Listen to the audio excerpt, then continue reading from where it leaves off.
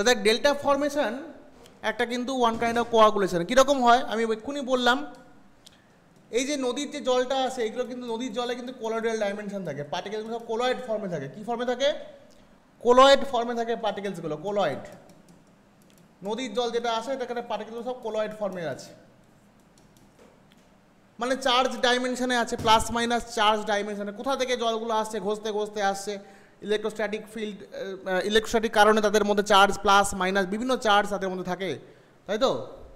এখন যে মুহূর্তে সমুদ্রের জলের সংস্পর্শে আছে এই মোহনা অঞ্চলটা, এই যে এরিয়াটা মোহনা অঞ্চলটা সমুদ্রের যেখানটা সংস্পর্শে আসছে, সমুদ্রের জল তো নোনা, প্রচুর প্রচুর সল্ট রয়েছে, হ্যাঁ, বিভিন্ন রকমের সল্ট রয়েছে, তাদের প্লাস মাইনাস চার্জের কোনো অভাব নেই সমুদ্রের জলে।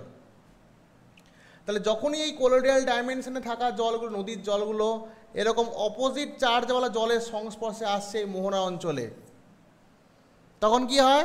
পার্টিকেলগুলো কোয়াগুলেট করবে, তাই তো? পার্টিকেলগুলো কী হবে? চার্জগুলো নালিফাই হয়ে যাবে এবং পার্টিকেলগুলো কোয়াগুলেট করবে এবং এরা কিন্তু এই সমস্ত জায়গায় থিতিয়ে পড়বে। যদিও এবার